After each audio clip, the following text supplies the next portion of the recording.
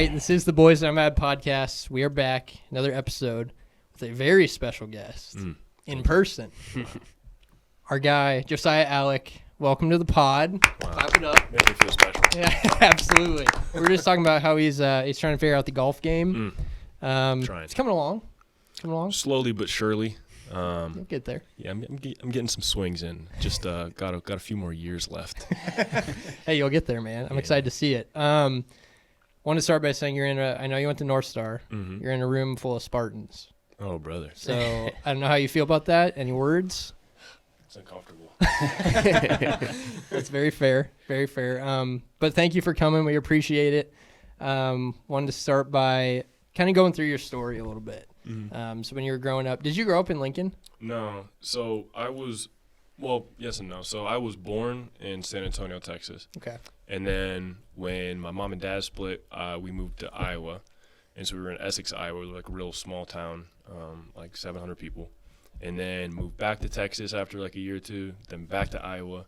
Dang. And then when my mom and stepdad married, moved to Lincoln, and that was in 5th grade, and then was here through graduation. Okay, so you're here a decent amount of time. Yeah, like more than not of my childhood was spent here. Gotcha. Was it, did you always know you were going to be a hooper?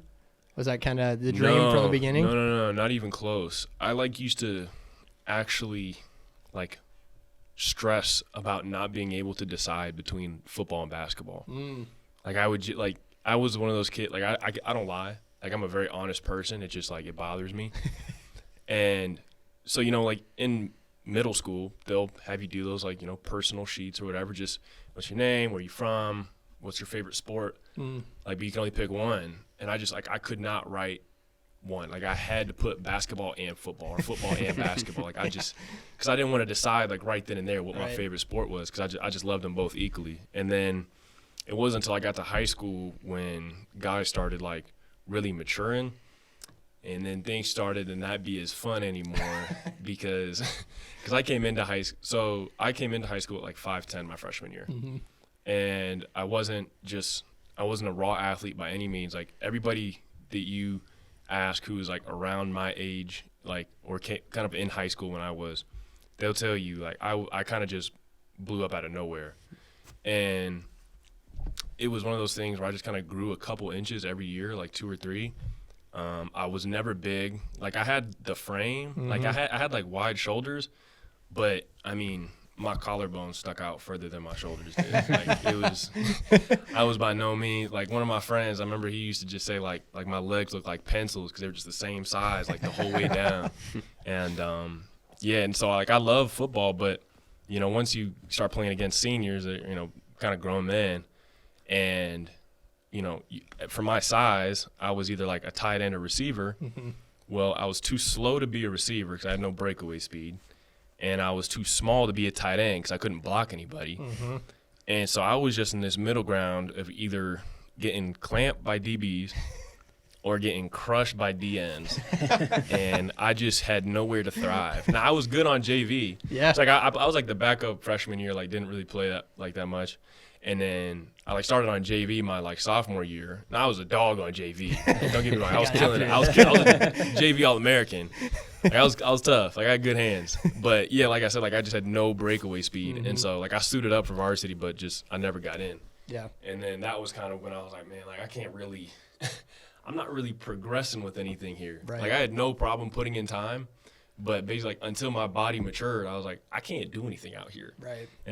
But then with basketball, I'm even if you're small, if you're slow, whatever, there's things you can work on to make yourself valuable and better. Right. So I'm even though I suck right now, if I put in the time, I'm going to get better. Right. With football, I'm basically crossing my fingers hoping I get bigger. Because I was I got the technicals. I can catch the ball. But I was man, I just – the coaches, they could see, the potential for, being a tight end. I'm just I can't do anything out here. You said, wide receiver, if I get open, I can get a pass. I can, do something. But, yeah, so after my sophomore year, I remember I, sat down and talked with my mom at, Dairy Queen. And basically, after I'm I don't know what to pick. Because I can't keep doing this. I'm because the thing with basketball, I wasn't a natural talent at basketball either. I was the backup 5 on the freshman team my freshman year. I was the starting 5 on reserve my sophomore year. And I'm just at this point, I kind of figured like, Michael Jordan, like his sophomore year, he kind of made that. Great he didn't, like his story was he didn't start out, like didn't make varsity his freshman year, and then sophomore year, he's killing it. Right. Well, I didn't get anywhere close to varsity my freshman year, and I'm like, I just want to see like the trajectory, like kind of starting to correct itself. Right. But I was still, man, when I was on reserve again, when I was still at the same level for my grade, I was like, man. And there were people from my grade playing above me on JV and varsity. And so I'm like, what? Like, this ain't going to cut it. Yep. And so I'm like, okay, I got to pick one. I'm either going to, like, super commit to football and just be, weight training, running routes, doing something all year round, or I'm going to pick basketball and just commit to it. And, like, my mom said that, just you kind of got to, like, follow your heart. Like, whichever one, like, you really love, that's the one you're going to have to go with. And the difference was in football, I remember I used to be, like, counting the minutes down until practice, until practice was over. Yeah. Like, as soon as we put the pads on, I'm like, okay, it took a little longer for some of the varsity guys to get out here to start warm-up, so that probably puts us, like, 10 minutes. I'm probably about 3:40 right now. We just did the kickoff drill for 15 minutes. Okay, we probably got about an hour and a half. I'm like, but with basketball, like, when coach would call practice up, I remember I used to be pissed because, like, I just wanted to go all day. Like, I used to have practice after school, go to the YMCA after that. Like, I was always excited to play basketball. Like, I never wanted to stop. But football, I'm counting down the minutes till it was over. Even though I sucked at both, I was excited. I was excited to suck at basketball. Like, that was still fun. And so that's kind of like how I made my decision. Was I was like, even if I'm like, I don't know what's gonna come out of it, but like I know I'm gonna enjoy and like love this process of basketball. 100%. And so I just went all in my junior year, and then that's kind of the year when things really started to change around for me. And I just kept developing physically. Like I said, like I was probably up to about maybe like 6'4", 6'5" by my junior year. Kind of, started to dunk some stuff every now and then. Yeah. Still not very big, but, in basketball, like I said, like, you can make up for it. Right. And so, and honestly, the best part was because I was a late bloomer in basketball, like, I wasn't able to play varsity right away. And so, like, I played JV as a junior in basketball. Like, I played 4 quarters. It wasn't like, we just need him for 2 and then let him. No, I was 4 quarters. Yeah. And I got to suit up varsity, but just kind of get garbage minutes. But the best part about playing JV was I got to work on a lot of things that if I would have played varsity, I would have never got the chance to do. Yeah. Like, because I was playing against people, like, usually, like, freshmen and sophomores, like, that just weren't very big or whatever it was, like, I could work on moves and, like, I got to work on my perimeter game, like, just handling the ball, passing, shooting, whatever it may be. And I developed a lot more than if I would have just gone straight to varsity playing the 5 and only ever worked on just, like, around the rim stuff and kind of came up that way. So it really paid off in the end not having it work out for me. 100%. So you played, is it 1 year like fully of varsity in high school? Like senior year, that was when you kind of. Yeah, so really it was just my senior year that I was like really varsity. Like I got the letter for my junior year because you get a stat. Like I played like a couple garbage minute games. Some where guys got we had like a couple seniors hurt. So, I got to play like 10 minutes. But, it was really – I averaged like 1.1 rebound my junior year. Probably when you're playing East and they're up by like 40. So you're like, let's get this guy in. Yeah, and that was the worst part was it was almost like I still had a little – like you can't help it, but, you want to be like a legitimate hooper. Like, you never want to be the guy that that only gets in at the end. But at the same time, I tried to like have some fun with it and do whatever. Yeah. That's awesome. So how did your recruitment process go kind of during that senior year? So you went to KC, right? Yeah, University of Missouri, Kansas City. So how did that recruitment process go, and then eventually to New Mexico and then to Nebraska? Yeah, so coming into my senior year, I had one offer, and that was to Midland University, which is like an NAIA. And shout out to coach there because he basically saw me play at like one tournament because I played on the OSA National. So like OSA? Yeah. Well, so there's like OSA Adidas and then OSA National. And I played on like the OSA National team, like the second like unsponsored one. So we just played local tournaments. And he basically saw me play at one tournament, and then basically after like on the drive back from that, he like texted me. He's like, "Yo, I believe in you. Like, you can." I see like the potential, like basically off like for NAI, like he offered me like a full ride.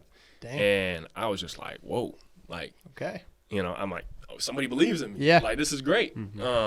And it's a credit to him because he saw it early. But like my dreams were always like in that playing Division I, and so went through my senior year, picked up like some interest here and there. Didn't really have any significant offers. I mean, I picked up like another like NAIA from Baker down in Kansas. I had an offer from like Missouri Southern, or like the Griffins, like a D2. Like Coach Sundance there. He offered me like a partial, and then was talking like Northwest Missouri State, but they were like the pinnacle of like D2 basketball. Yeah, they were. And so that's also like my mom's alma mater, and so I was like, you sent an offer, like we can get this done. Yeah. Like I was like, it's not D1, but like this like real like that's not bad basketball. Like they're playing like the best like D2 conference. Like I'm like, if anything, like that's about as close to D1. It's not D1 as you're gonna get. And so, but they were just playing games the whole time. Like they come to see me, ghost me for like a month and a half.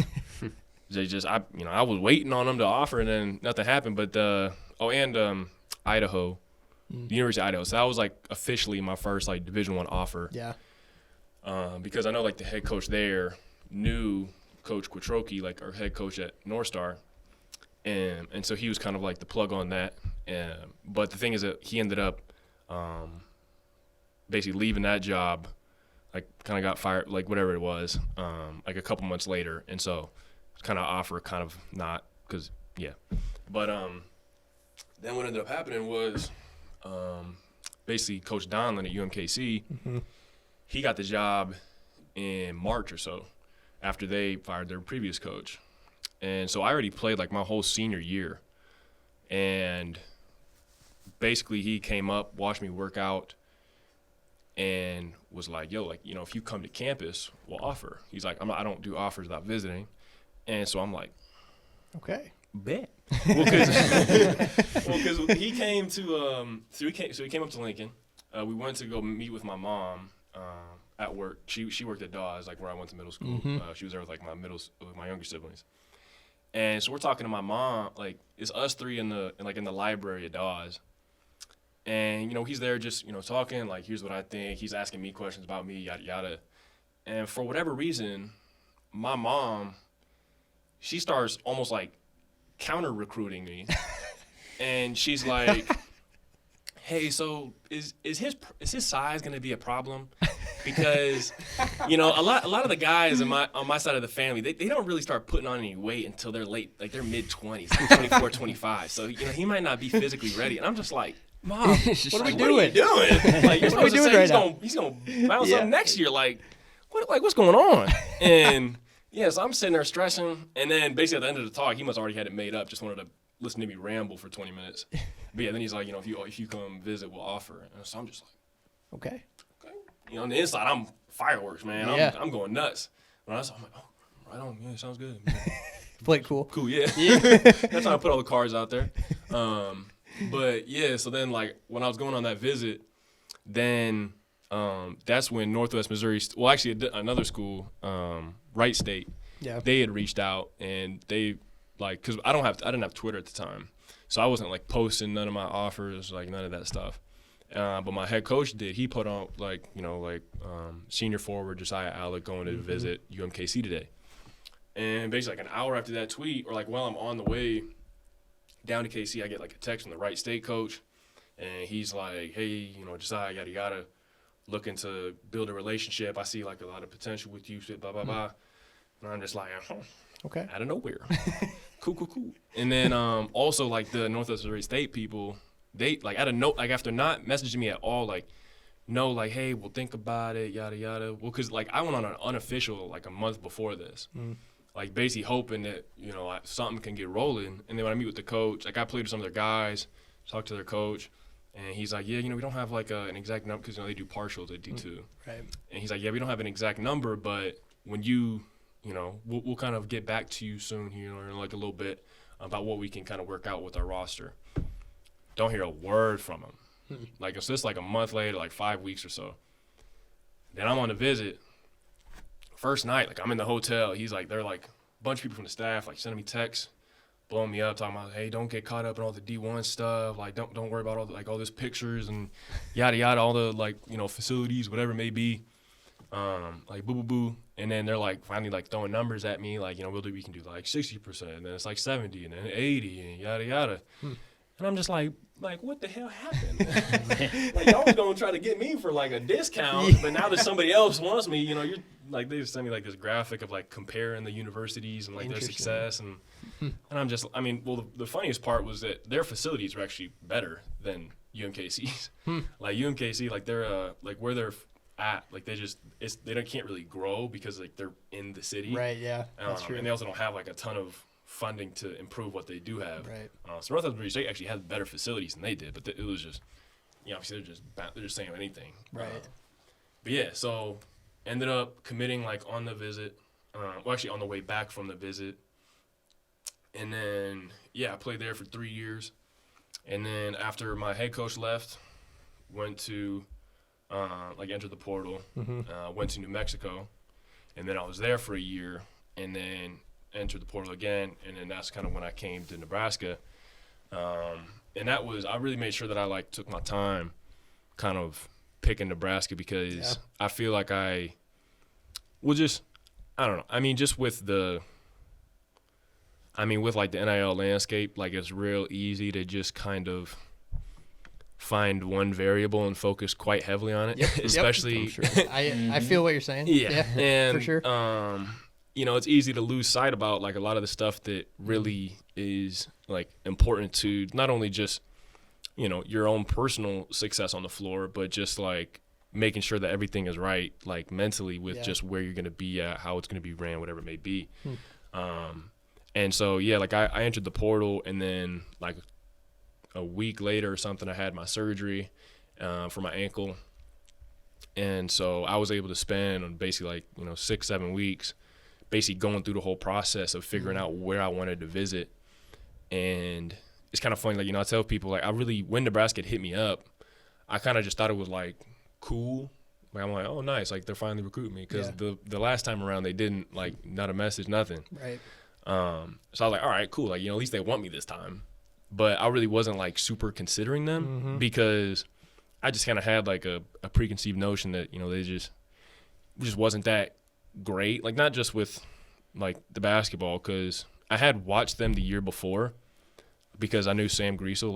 I've known Sam since I was Spartan.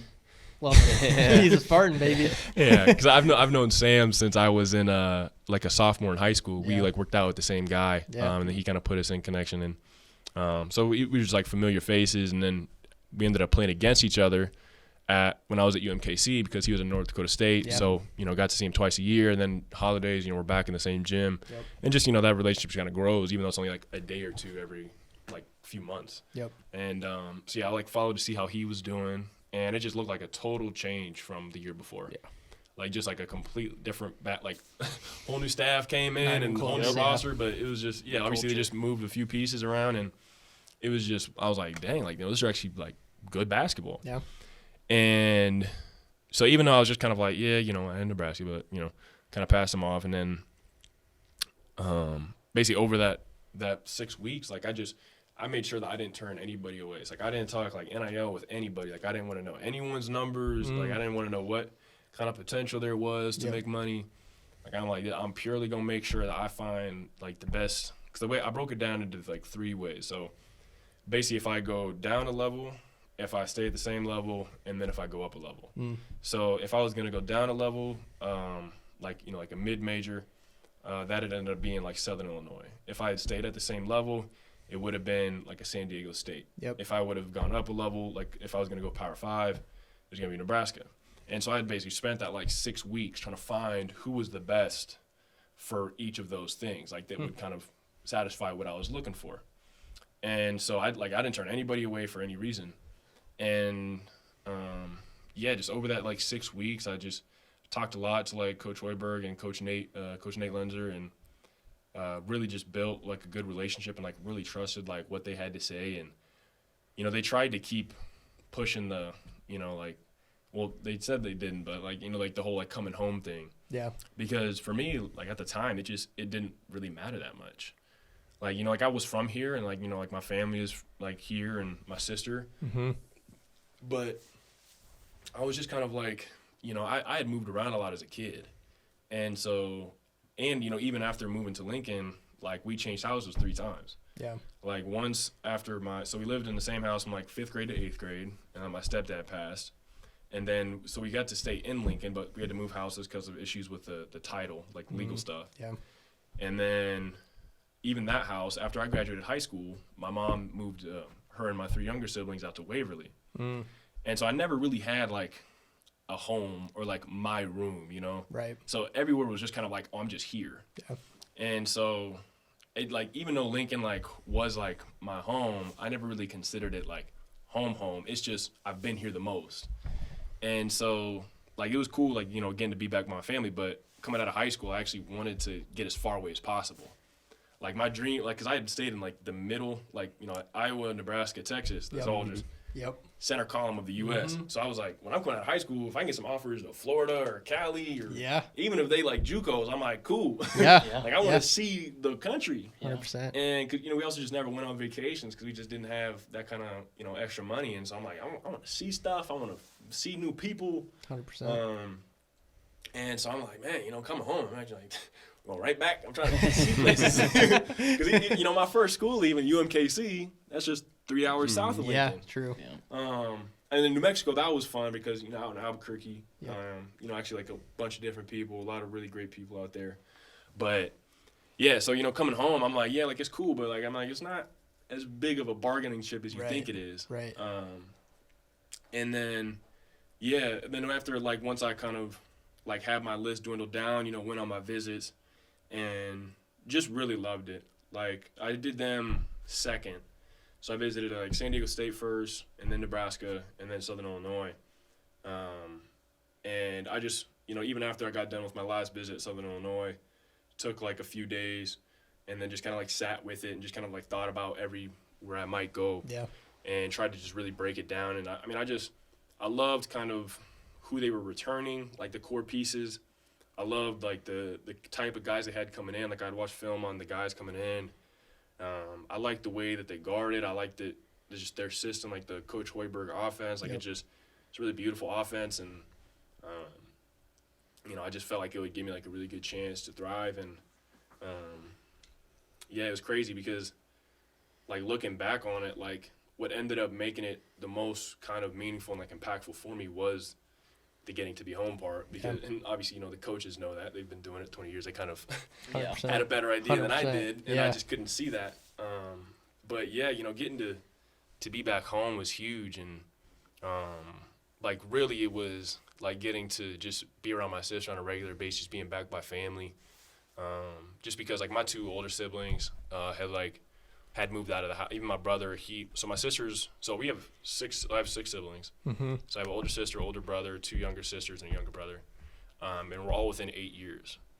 And so really, so my older sister, she was a senior when I was a freshman. Mm-hmm. So then she was gone. My older brother left. He's only a year above me. But he left. He went down to Texas after his sophomore year. And then so I kind of like went through like high school by myself. And then my sisters were freshmen when I was a senior. And then after going to UMKC, I just never really was like around anybody besides when my mom or somebody would come down to watch me play. And then obviously out in Albuquerque, even more difficult.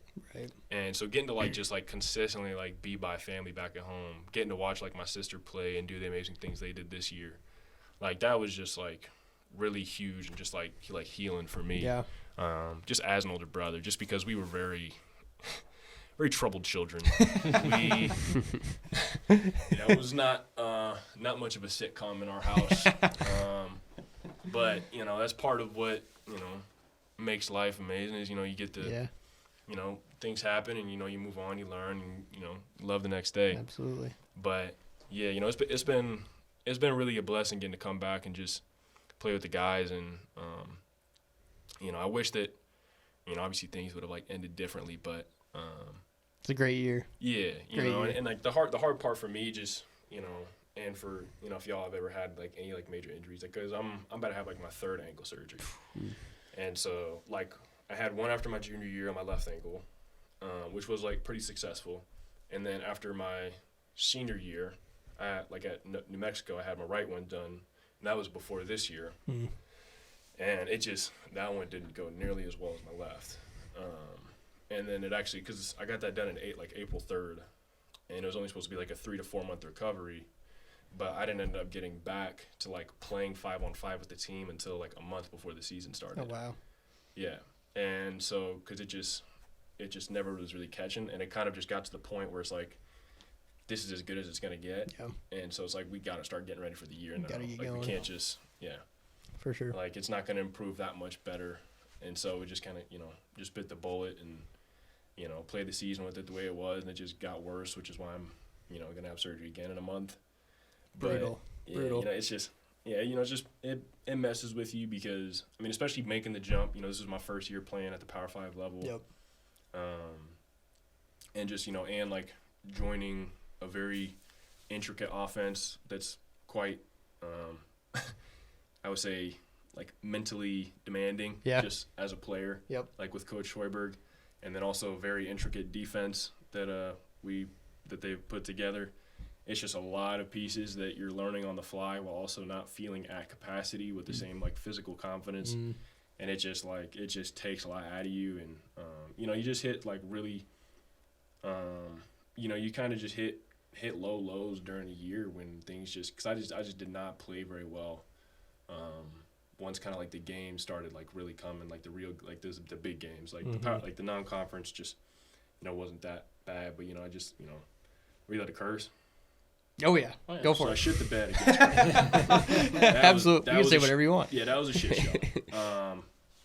So that was obviously like just really devastating because that was like our first like real challenge of a game, and obviously just as meaningful as it was, being Creighton. Yeah. You especially after them going up there and beating them last year, and just how big that was for the community. Chris, he was gonna talk about that. Yeah, and like just wanting to kind of like keep it going, just send that message, like back to back, just get it done, and then to have it unfold the way it did, and then also like hindsight having that be the only home loss of the year, in the fashion that it was, like. Which is crazy to say. Yeah, I don't know if you remember, but we were out drinking after a football game.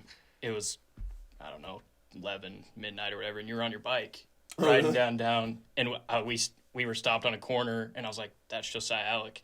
So I stopped you, and I was like, hey, we're going to beat Creighton this year? Like, oh, yeah, we're gonna kill him. Fuck it, I'm not going to say I know. Like, man, I don't know. And then I watched the game, we lose by 30. I'm like, what the hell? Didn't go according to plan, to say the least, man. It was just, that was one of my worst games. And like I said, like the reason it was like the low lows is because there was multiple, there was a lot of games where you just kind of like, you're in the locker room afterwards, just like untying your shoes, and you're just like, what the hell did I just do out there? Yeah. And, it's hard because, you try to stay off like the socials, like not look at anything. Yeah. But, it's like, it's inevitable. Stop listening to podcasts like ours. Yeah, no, I mean, I've gotten, like, because last year was my real, like, first experience playing for a community that was, like, active online about the team. Yeah. Because, like, at UMKC, we didn't have, like that big of a following. Like, I think we averaged, like, maybe, like, 200 or 300 in attendance through the year. We had, like our gym sat, I think it seats like 1,500. I think we had like 2 sellouts in 3 years. So, I mean, it's like a pretty different shift going from that to New Mexico, where I think we averaged like over 14,000 attendance a game, like multiple sellouts, like over 200,000 like over the course of the year.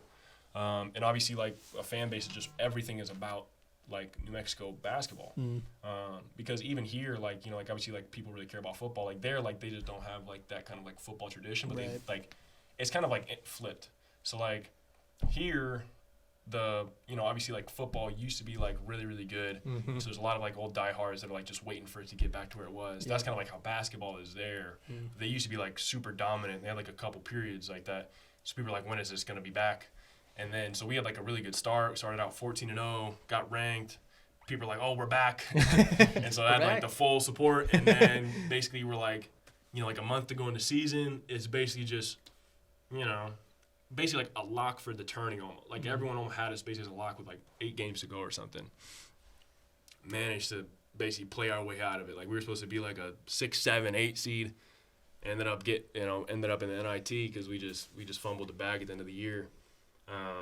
But it's just, and then coming here, I mean, even though they don't have the history, like this community just loves everything Husker athletics. Yes. And so, they're obviously really passionate about it, even without thinking like, oh, we're back. Like everyone's just like, oh, we're finally doing it. Right.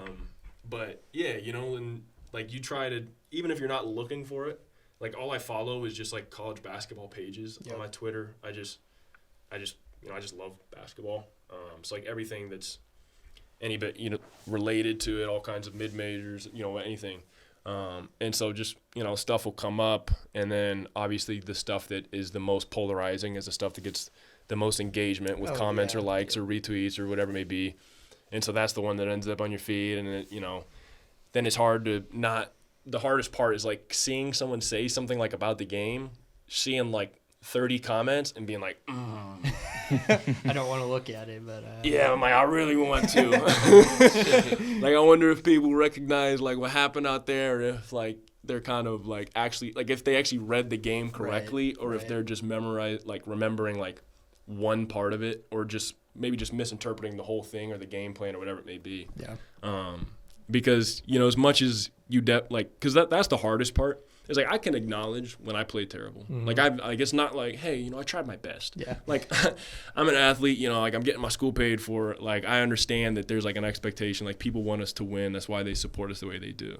And so I don't have a problem with that. The part that just bothers me is when people don't actually get why it was bad. Yeah. Or they start like criticizing like the wrong players, or just like the game plan or something like this. Like, because the hardest part, like the shit that I hate was people would be talking about, like our defense or our offense, and like, Coach Hoiberg doesn't know what he's doing, or like, what the hell is this defense? But it's just like we didn't execute. Yeah. Like we didn't even run the shit right. Like it's not like Coach Hoiberg and like the staff did nothing wrong. Like they had the perfect scout. Like people are like, oh, how did you let their best shooter get open on this? It's like, well, we fucked it up. Yeah. Like our scout was 100% designed to shut down this play. It's also like it's difficult too. Oh it's yeah, D1 basketball. Like Well, it's gonna happen. Like the most common thing is like every coach does is like the other guy's coaching too. Yeah. Yeah. It's not like he's gonna go out do the exact same thing every time, and it's just at what point are we gonna adjust to it? It's like as we adjust, they're adjusting, and it's just a constant. And that's why like it's a game. That's why like it's a game of runs. Yeah. Is because it's somebody figures out whoever's game plan it was. They find the weakness. Sometimes it's like off the opening jump, they find out who had the better scout or like the better game plan, and that's why teams will start out like a 10-0 run, or like 12-2, whatever it may be. And then somehow by the next media, it's 10-12, like whatever it may be. It's because it's just you're constantly making these adjustments that are allowing your team to like kind of exploit them, and then it's just, is the other team going to respond? Right. And then the door gets blown open when you don't respond, and they start stacking runs, and then that's when Creighton happens, and we just Hey, it happens. Trev, you got?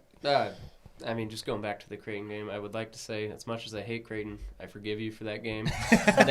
They were hot, and Thanks, you guys absolutely you made up for it with Purdue, because that was that was massive. Best sporting events I've been to in my life. That was fun. Yeah, and see, like that's the part that kind of wakes you up, because you're just like, it wasn't, we hit like a buzzer beater to like just barely close it out. It's like, we handled them. Yeah. And it's like, that's like the number one team with the back-to-back National Player of the Year. Yeah. That's no like just like gimmick, because that team just doesn't like lose like that way. Like they don't drop games very often. Right. So like when they lose one, like it really mattered. Like that's a quality team. Mm-hmm. And so for us, it's kind of one of those things where it's like, like we know what we're capable of doing when we do come in, when we do execute every play, because the only difference between what happens in a Purdue game or so I guess regardless of the like the home or away, because it's obviously like we were pulled completely different teams this year. But like the difference is just when you're playing against a Purdue, it's just guys play with a different kind of edge. that allows them to just be so dialed in to everything we're doing in the scout, everything in film, everything in preparation. They're just like, I know, like, this guy is supposed to be better than me. Like, I'm going to make sure that this game is not, like, that people are going to know that's not true. Right. And so, like, people are doing exactly what they're supposed to at maximum effort every single time just because it means more. Right. And the difference is, like, the reason that happens and, like, the reason that these upsets happen in March Madness is just because, like, teams like Purdue, teams like UConn, like, they don't have that fluctuation with inspiration and, like, motivation for games. Their standard, like, well, it's like the standard is the standard. You know, like, they come into every game with the same expectation, the same preparation, because they're at the top. Like, they know everybody is gunning for them. You're going to get their best shot every time. And so for them, it's not, you know, if UConn beats Purdue or Purdue beats UConn, like, obviously, you know, national championship's different. But, like, in the regular season, they're not storming a court. Like, that's their thing because, like, they've been there. And it's kind of like when, you know, Purdue beats anybody at home, you know, it's just like part of their repertoire. And, like, with us, like, we're building to that level. And that takes a lot of time. And, like, I was so excited to, like, be a part of that court storm just because of, like, what that, like, signified, like, for this team and for this, like, community and just, you know, being able to do it again. And, like, just, like, the storyline of, like, Coach Hoiberg's dad or grandpa being the last one to do it here and all that good stuff. Yep.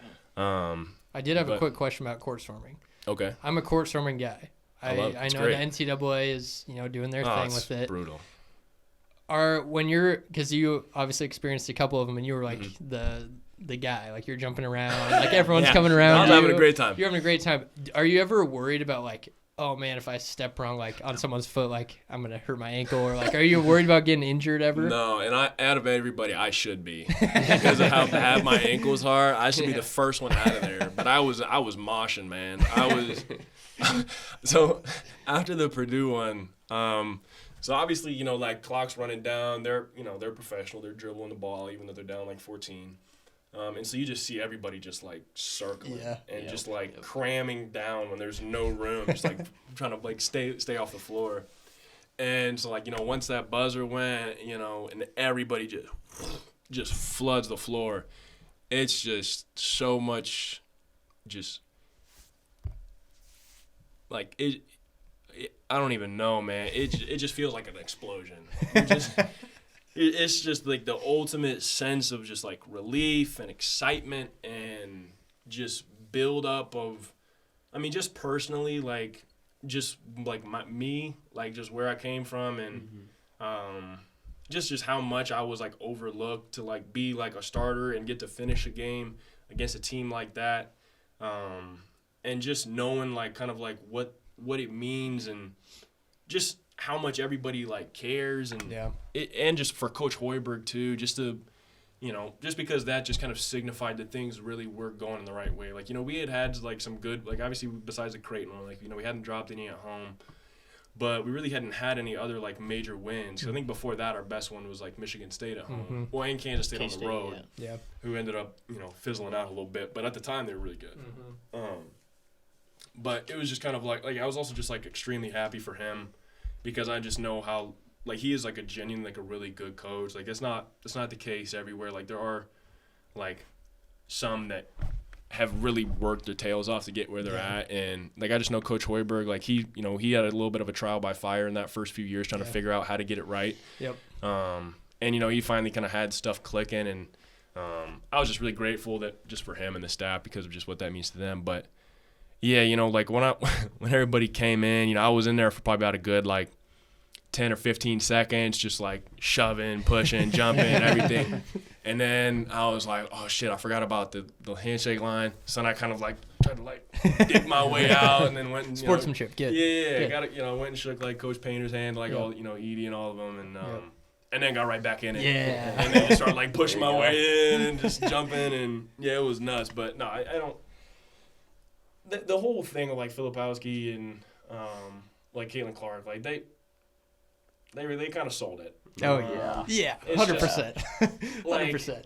Like, with what we do on a regular basis, like, especially those players being, like, the caliber that they are, like, they're used to driving in contact, people coming to take them out of the air, like, they're not used to navigating through hectic things. Like, it's not like they just don't have the awareness. Like, they're just closing their eyes and hoping for the best. Like, they can see what's coming.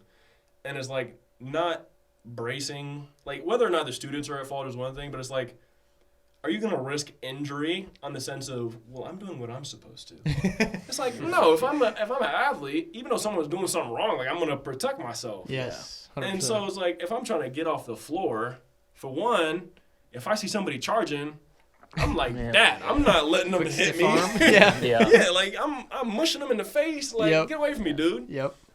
Because, I mean, what's crazy is, like, Purdue, like, they literally haven't lost a road game without getting the court stormed. Yeah. Like, that is Edie crazy. has, like, that's crazy. Like, Painter said it, like, after our game. He's like, there are guys that have been here for 3 years and have never lost a road game without getting the court stormed. Mm-hmm. Somehow none of them, they seem to be doing pretty good with okay. it. Yeah. They're doing okay. Like, you know, we're like high performance athletes. Like, you can navigate some random student, you know, trying to get into a mosh pit in the center of the floor. But yeah, no, it would be ridiculous if they get rid of that. They're ruining arguably like one of the most exciting, best parts about college basketball. I agree. Just college sports in general. Yeah. So I wanted to ask, and I don't want to get you in trouble here. Okay. But what was the vibe like in the locker room when you found out you were playing A&M? Well, so what's funny is, like, I didn't even totally recognize. Like, I was still just clapping. Like, I saw, like, the little montage on Twitter of, like, people, like, different people's reactions. I was a little bit late to it. I was like, why is everybody, like, moaning and stuff? But, no, I mean, it was just, like, we knew that there was going to be some, like, media storylines. But, like, us personally, we weren't, like, invested into, oh, we got to get Trev back for leaving, you know. Like, I'm sure Coach Hoiberg might have had some extra people whisper in his ear about it or something, just because he obviously has to do a little bit of politic and being a head coach. For sure. But no, us players, like, it just, I mean, Coach Hoiberg might have, like, mentioned it once, just like that the media is going to put a twist on it, but he never was like, yo, like, fellas, we got to do this. It was never something like that. Yeah. Good to know. I was curious. Yeah. I mean, with me, I was more just like, well, this is a team that's playing hot, that even despite their latest hot streak, their strengths are our weaknesses. And so I was like, that already would have made it like a good game. Yeah. Just because they struggle with guarding a three and we struggle with boxing out. But the thing is that, you know, they crash the hell out of the glass and they have like a super dynamic point guard. Mm-hmm. We're like a team that handles, you know, big play really well, but has struggled with guards, and they basically don't use their bigs at all on offense. And so I was like, you know, if we can get it hitting, then, you know, we'll have a chance. Like, in, like, you know, that first 10 minutes. Yeah, first 10 minutes was something. They had guys that just never shot threes that were cashing them out. Yeah. So it is what it is. So what's your favorite game from this year? Kind of two that I'm pointing to are Purdue, Wisconsin. So they're both court stormings, both at home, but kind of different ways of doing it. So Purdue, we were ahead, dominating them. Wisconsin, Chucky, AJ Storr come out, throw haymakers right away. Crowd's quiet at halftime. We're down like 20. And then all of a sudden, Wilcher goes unconscious. Yeah, it was nuts. And the crowd is back into it. For me as a fan, I would almost say Wisconsin, just because it was like, I thought there was no way we were coming back. Yeah. And then you look up and we're ahead with 5 seconds left or whatever. They send it to overtime. Or we send it to overtime, I think. And then we win in overtime, and it's like, wow, we just won that game and we were down 20. Yeah. Yeah, no, I mean, it was crazy because it's hard to beat, like, beating number one.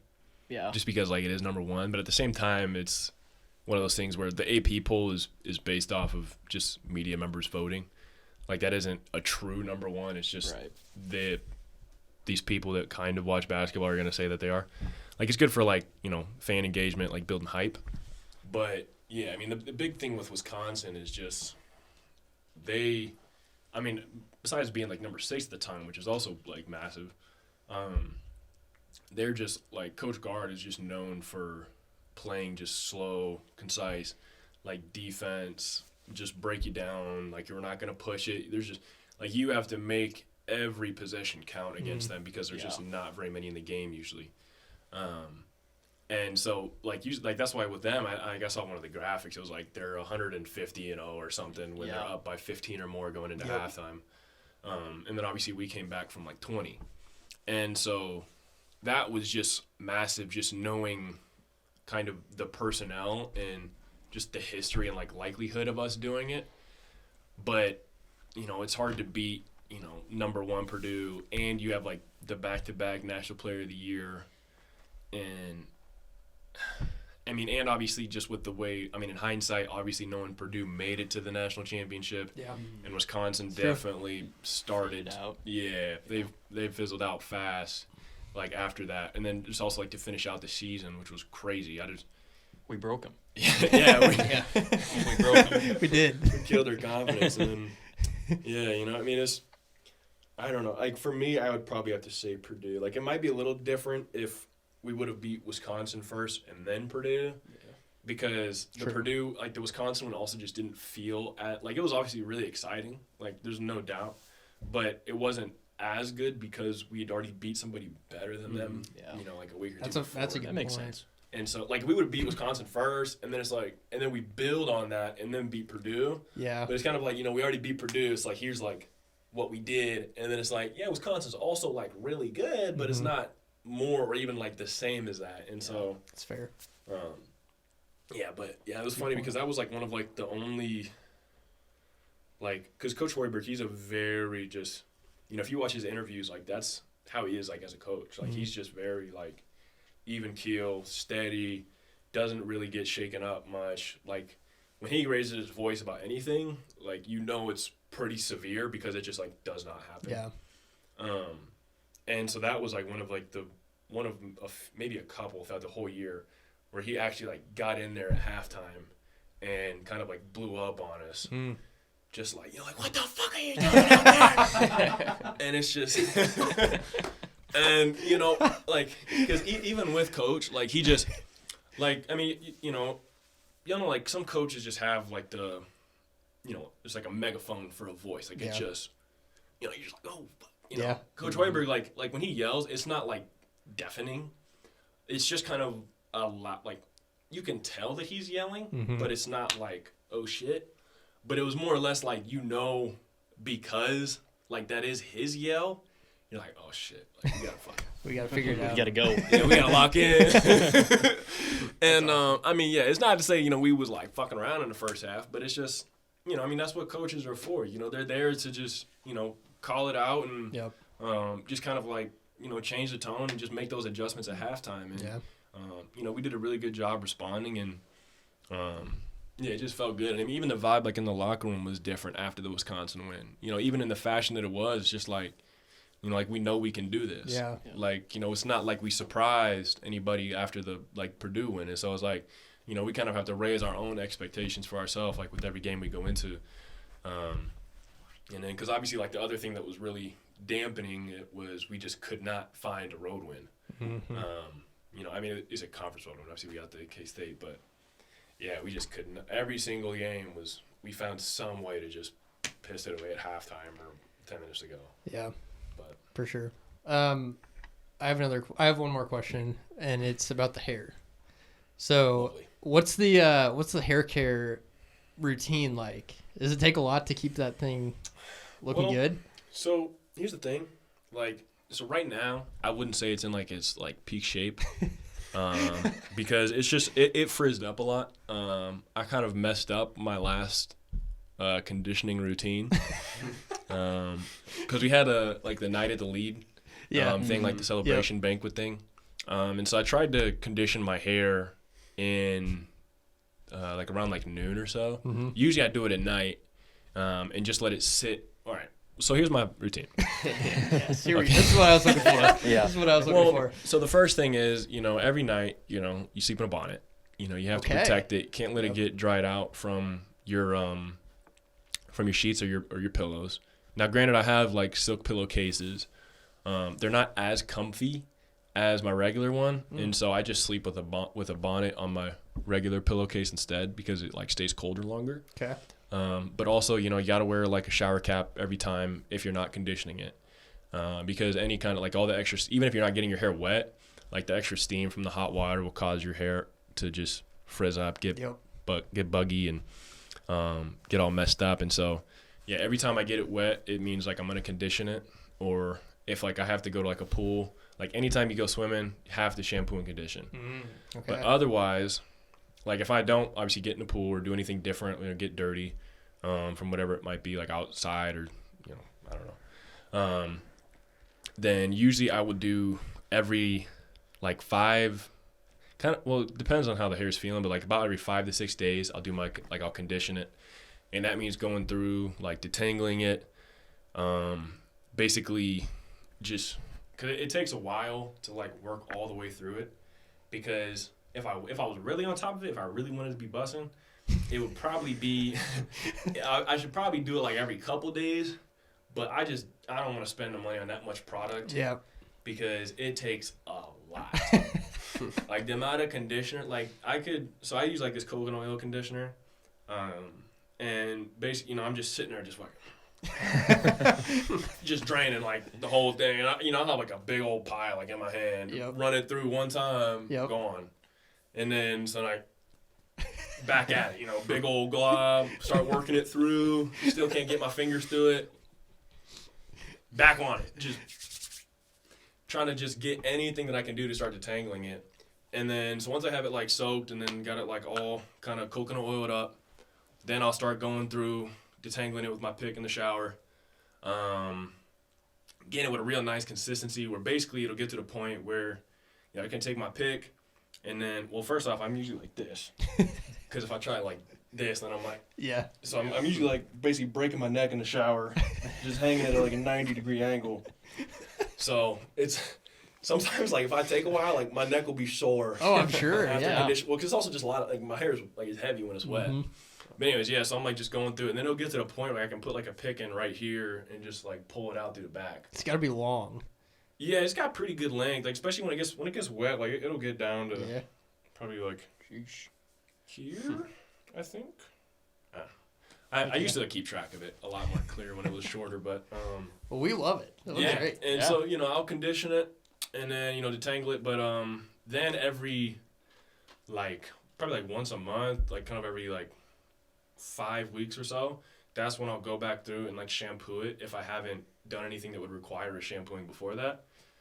Just because like my hair, like because of like the curl texture, it'll hold it, like it doesn't get greasy as fast. And that's kind of like my indicator. Like once I start feeling my hair and I notice it is kind of starting to get slick or like kind of moving as one piece.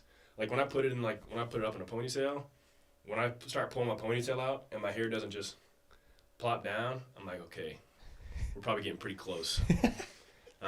Because the last thing you want is just, because the thing is like obviously when you're just conditioning it, then like your hair will start to hold on to the product. Even after you rinse it with water, it'll start to hold it. And so every so often you got to reset it and kind of get the shampoo in there to kind of clean everything out. And then you'll kind of go back in and revitalize it. Right. And that's always fun because then I like it feels really good after that. But like I said, like if I keep doing that every time, it just takes so much product. And I'm just it's a grind. Like I love having big hair. Like it's the only thing about my appearance or get up that I really put real time or energy into. Like I don't spend money on clothes. Like everything I got is like either team gear or, out of a value pack from Sam's Club. Nothing wrong with that. I got, I'm still rocking the team shoes. Check these bad boys out. Those are sick. Got a hole on the pinky toe. Yeah. You gotta get a new pair of those. Yeah. Well, no, these are sick though. So these and so I got really wide feet, and I got messed up ankles. So the inserts I got. So I got these custom inserts, right? Okay. And so they're like, Okay. Yeah. Those are big. And they're pretty. Yeah. And so, but also they're like. Oh, so they okay. have these, Okay. No, I need like major arch support, and these shoes are great. Because they actually like this like mesh material, like you can like stretches and stuff. Oh, yeah. Okay. So my feet can kind of like relax. Yeah. Whereas like a regular shoe that like can't do this, my like my pinky toes especially, man, they'll start like rubbing bad on the sides. That's the worst. Yeah. Because my feet are just they're like kind of funky. Like my like my second toe, my pointer toe. I don't know what you call that. Pointer. Yeah. Sure. Pointer toe. Yeah. Sure. That's pointer toes. So it's longer than my big toe. But it also sits like here, like ahead of the big toe. Like in the curve of your shoe, like basically every time I stop, like this second, like the pointer toe is getting killed. Oh. Yeah, so it's just, like every time I stop, it's like in backwards, boom, boom, boom. Yeah. just messing that thing up. And so these ones are really nice because, like I said, it's able to spread out. This material, like, it flexes really well. And so, I mean, I could probably ask our equipment guy for some more. But, I mean, his name's Pat. He's a great dude. Hit up Pat. I'd be asking Pat for a lot. He already does a lot for me. Shout out Pat. Yeah. Yep. Yeah, Pat Norris, man. Shout out Pat. He be plugging me with a lot of good stuff. And so I try, even though, like, he's never told me, or I don't do as much as maybe some other people do, I just hate feeling like I'm, like, because I obviously don't have anything to give back. And so, like, if I could trade with him, beautiful. But the problem is, I'm just like, hey, Pat, you got another one of those sweatshirts, maybe? Because there's this, like, obviously there's some gear that's, like, better than others. Yeah. And I like gifting stuff to people. Mm-hmm. And the problem is, like, obviously I don't want someone to think I'm giving them, like, a bullshit gift. Right. And so I'll give them, like, some of my good stuff, and then I'm like, damn, I wish I had that. And then, so, yeah, I'll try to go to Pat and be like, hey, Pat, got any more in the box, maybe? But that's awesome. Yeah. Well, I'd love to hear the hair care. That's awesome. Oh, yeah. Any more forgot about that. questions from the boys? No. I got one more. Yeah. So you talked about obviously the home record was really good. Mm-hmm. Road record not so great. Yeah. From an outside of basketball, like, we're obviously not basketball players. I've always found it interesting. Why is it so hard to win on the road? Like, because like, the simple saying is, like, the court's the same length, basket's the same height. Like, I get, like, depth perception in different arenas can be different, but why is there anything else that makes it so hard?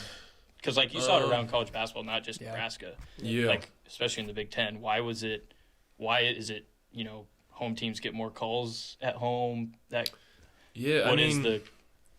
So it's a few different things. So the most obvious ones, kind of like you said, like different arena kind of mess with depth perception. Like, that's, like, a very real thing. Like, playing at Wisconsin versus playing at Illinois is, like, a major difference, because Wisconsin, they have basically their whole arena lit up the same. Like, you can see, like, every corner of the Wisconsin arena. Illinois, though, they kind of do it how we do. Like, they do, like, the spotlight lighting. Yeah. Like, where it's just, I've like, noticed that, yeah. But even us, like, it's not as drastic as it is, like Illinois. Like, it's really just, like, just on the bottom. And so you can't really see, like, the upper bowl. And then, Northwestern, they just have, like, a smaller gym. And so the walls are closer. It just feels, like, a lot tighter. Like, those are just known as, like, shooters' gyms, just because you never just want a rim to kind of be, like, just floating out in the open. Like, if you see, like, videos from, like, the Final Four and stuff where they're playing in football stadiums. Yeah, that's crazy. And there's nothing around, and it's just, like, a rim just out there in the middle of nothing. That would be and crazy. There's just lights bouncing off the glass. Yeah. Like, it's amazing they make any shots, because you're basically just fully off muscle memory there. But on top of that, you have playing at a different team with a different home ball. So, you got, like, Wisconsin, they use, like, the EVO, which is, like, the NCAA basketball. We obviously use the Adidas. Who's Nike? Does Illinois use Nike? Yeah, I think Illinois was Nike. Shoot, but yeah, so, like, those Iowa use Nike? Yeah, Iowa uses Nike. But, like, so those are, like, 3 different balls. Yeah. And they all feel very different. And so, like, we train with them, like, like, days leading up to it. But at the same time, it's just, there's certain like, the way you can manipulate, like, our Adidas balls, like, they're a lot more, like, impressionable. Like, they're just softer on the hands than, like, those Evo balls are, especially, like, in the tournament when they're brand new. Those ones suck. Like, I don't like making excuses, but there was, like, a couple, like, layups I had where I just was expecting it to just kind of, like, sit off the glass, because it just, our Adidas balls are just nice and, like, pillows. Yeah. And I, like, put it up off the glass, and it just takes off on you. That's why you miss those layups. Yeah, exactly. we gotta count those back on the ref, man. But no, and then so I mean, a lot more of, like, the intricate ones. So I mean, at least for us, like, being in Nebraska, where we're really well taken care of. We get a charter everywhere, and so that cuts down on travel time significantly. Where you're not being in an airport, because, like, when I was at UMKC, we basically flew what's it called commercial for everything. Commercial, yeah. And so that would mean, connecting flights, you're in an airport or on the way to an airport or coming from an airport, sometimes for, like, 8 hours, where, you have like the bus to the airport, you get there, a couple hours early because you're, 30 people deep, and, the coach wants to make sure everyone gets through and yada, yada. Then you're boarding, you're flying, you're going, it's a whole day event, just traveling. And that's like the day before a game. And besides that, then obviously there's like sleeping in a hotel, which some guys prefer, some don't. Just, different types of hotel beds with just firm, like the type of pillows. Some, like me, like I like it really cold when I sleep. And some hotels are really stingy, like they won't let it get any lower than 69 or 68. Like I'll put it at 55. Like I open the door in the winter, like for my apartment. Like I like it cold. And I just put hella blankets on to warm up. Yeah. But, that's one thing. You have the traveling food. So, just like what you eat the night before. Obviously, like the pregame meal. Like not every hotel is going to have like the same like kind of quality food. Sometimes you'll eat some stuff like, because you're not going to eat anything. Like, and so some guys end up like, just Uber Eats or, DoorDashing some food, which is obviously shitty for them, instead of being, at the crib where guys have like their regular routine. Maybe they make food. Maybe they have like, because we have like the same food every day, like at home games, like the same like menu, like in PBA. And so like that's just like a level of consistency, like what your body likes. Whereas maybe you're eating this like hotel, like chicken parmesan or like the shrimp or the beef, and they got like a funky sauce or like some weird cheese or who knows what, and then that starts messing with your stomach. Yeah. And then now you're getting ready for the game. Maybe you got the shits. Maybe you just like don't feel good while you're warming up, and so even though you're able to play, you just don't feel good, and sometimes that's enough to just kind of get you out of your element, because now instead of focusing on the game and the game plan, now you're thinking about how you feel. And like that's part of being a professional. You got to be able to ignore that. But at the same time, like we're human. Yeah. And so obviously more times than not you can. I'm not saying everybody that has a bad game had some bad food or was on the shitter before the game. But, those are just like little things. And then also, I mean, the biggest one that I've ever noticed was just the energy that you get from runs. So like when we're at home, like the crowd can almost will their way into a run. Yeah. Like that's the ultimate home court advantage, and that's what made PBA so hard to play at this year. Like obviously we didn't give them shit to cheer for against Creighton, which is why that one went the way it did. But there's like a lot of games when, you just have nothing going, and like sometimes like and the crowd recognizes that, and then there ain't shit to cheer for, and out of nowhere, the whole crowd's cheering like, yo, come on, pick this shit up, guys. Right, yeah.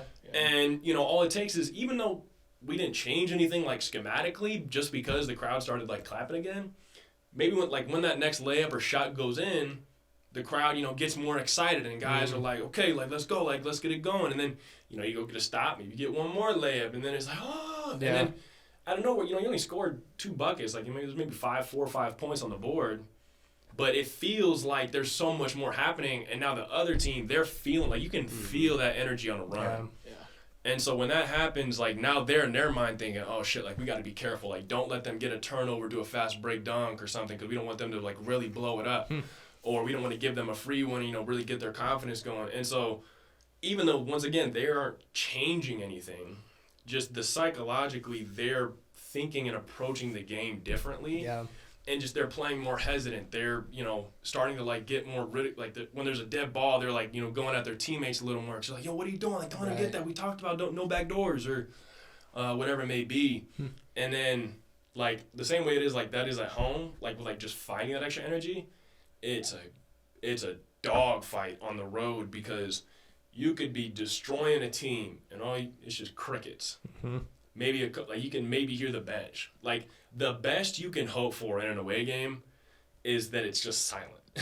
So there's no extra energy. True. But like you almost never are gonna get like an actual like crowd boost. But like you want to do everything possible to basically make sure their crowd doesn't get in it. Like that's one thing, regardless of where I played, no matter like assistant, head coach, anything.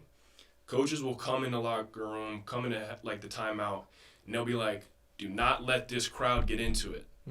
Like, if you're up like 10 or 12, like on the road or something, they're going to come in and be like, do not let this crowd get into it. And that means you don't, like, if they get like a breakaway steal, you got to foul. Like, they cannot get a dunk that's going to get them riled up. Yeah. Like, if they're a shooter, like, you have to make sure you are super dialed in that they are not getting an open, like, if some guys already hit 2, like, if K-State gets 2, like, I can promise you those timeouts are you do not let this motherfucker get a third. He cannot get a third three, or this place is gonna blow up, and then it's really on. Dang, and so it's just like that. Like people like you can think about it and you're like it's hard to really truly explain just how valuable that like crowd energy is and like how much it misses when you're on the road. Yeah. Like, and I think that is part of what kind of killed us. Is not to say we were like relying on the crowd to get us out of our like slumps at home, but I think we almost just kind of got used to like when we do something good, it's gonna be there and like it's gonna like we're gonna feel that extra tick of love and like it's gonna feel nice and we're gonna be like, okay, we're on a run now. Right. Whereas on the road, you can score 8 in a row. There is no feedback. The best you can hope. Like I try to do what I can and be like, yeah, let's go. Like good shit, Bryce. Like good shot, K-Say. But like that's it. Like there's no like you don't like when K-Say he's when he's like a deep three, he's turning to the crowd. Ah! Yep. Well, on the road, best you can. I mean, really, the most you can do is just, hit him with that, or maybe like the too small, or do something to agitate him. That's true. But he's not. That's not physically like getting K-Say like pumped. That's more or less just like a fuck you to the crowd. Yeah, 100%. And so that's like a huge difference, and that was something we struggled with. Was we was kind of suffering from success. Yeah. Like we have like such an elite crowd and fan base that it kind of got us too used to having that little wall to fall back on that like they're gonna push us back in the fight. And then so when we would kind of like fall down and like on the road, there was no extra like bump like oh we're gonna figure this out. Like when we come out of this next time out, when we get a run going, the energy's gonna shift. Yeah. Whereas in reality it's you have to earn every possession on the road, and you can't take a break for a second. Right. Otherwise, they're gonna bite you. Like that's what happened to us with Maryland. Yeah. Like we were playing really well. We came out. We punched them in the face right from the get go, and then we went in. Then I think we ended up losing by like 20 something. Yeah. Yeah. And it's just like what happened, and it's just they got the crowd on their side. They started making plays, started hitting threes, and guys started feeling confident. Guys started making shots they're not used to. Like. Yeah. It's fascinating to hear on the other side of it. Yeah. So, yeah. That's pretty cool. Any more questions? Yeah. I don't have a question. I just wanted to say I'm a big Husker basketball fan. Watched them my whole life. Arguably like them better than the football team.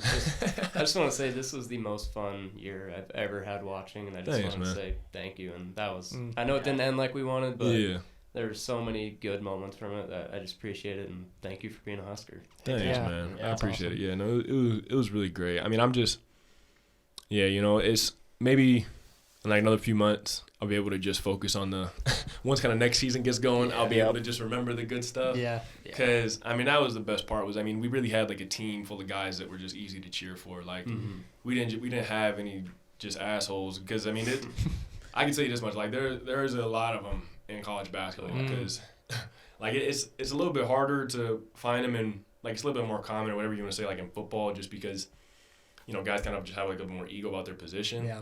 But the hard part about like thing with football is like regardless of how good you think you are, like you still need your team. Like it's not like you want to have good teammates. Like you need good teammates to thrive. Yeah. Whereas in basketball, you can play on a team that's fucking 10 and 20, but if you're a pro, you're a pro. Yeah.